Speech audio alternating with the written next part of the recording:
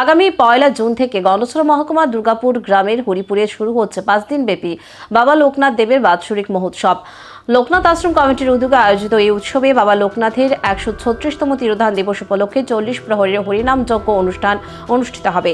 রাজ্য এবং বহিরাজ্য থেকে একাধিক কীর্তনীয় দল অংশ নেবে বলে জানিয়েছেন উৎসব কমিটির সভাপতি মাখন চন্দ্র সাহা।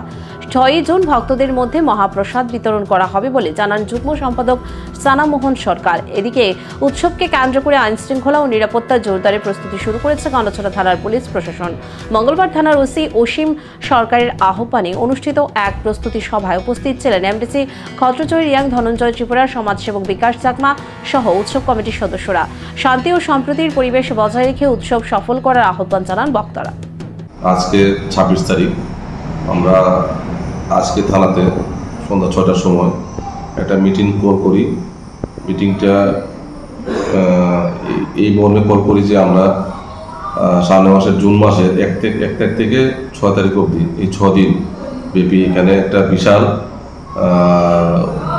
উৎসবের আয়োজন হয় আমাদের লোকনাথ ঠাকুর মন্দিরে।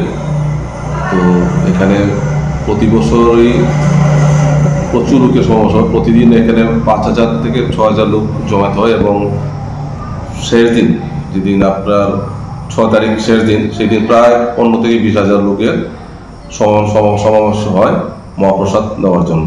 তো এই দিক পর্যালোচনা করে আমরা আজকে এখানে লোকনাথ মন্দিরের কমিটি প্লাস যারা এলাকার গার্জিয়ান, অভিভাবক এবং যারা বিভিন্ন পার্টির লোক যারা দায়িত্বে আছেন সবাইকে কল করি এবং একটা ছোট্ট আমরা মিটিং করি যে কীভাবে সুন্দর করে আমরা 6 দিন সুন্দর করে মিটিংটা প্রোগ্রামটা আমরা অতিবাহিত করে সুন্দর করে নিয়ে যেতে পারবো, যাতে আমাদের একটা চ্যালেঞ্জিং জব কন্ট্রোল লেগে এবং আমাদের ফার্স্ট প্রায়োরিটি থাকবে এখানে আমাদের ল অ্যান্ড অর্ডার মেনটেন এবং ল অ্যান্ড অর্ডারের জন্য আমরা 2 শিফটে এখানে স্টাফ ডেভেলপমেন্ট করব।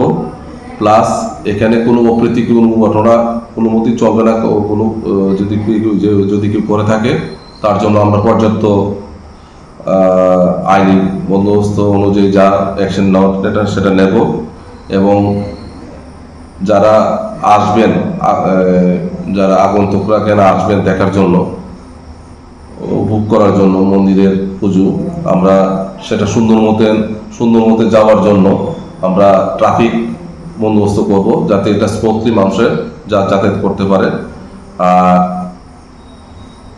অনুষ্ঠানের মাঝখানে যাতে কোনো রকমের বাইক গাড়ি যাতে না করতে পারে তার জন্য আমরা ব্যারিকেডের বন্দোবস্ত করেছি, ব্যারিকেড এবং সঙ্গে সঙ্গে ট্রলিও থাকবে।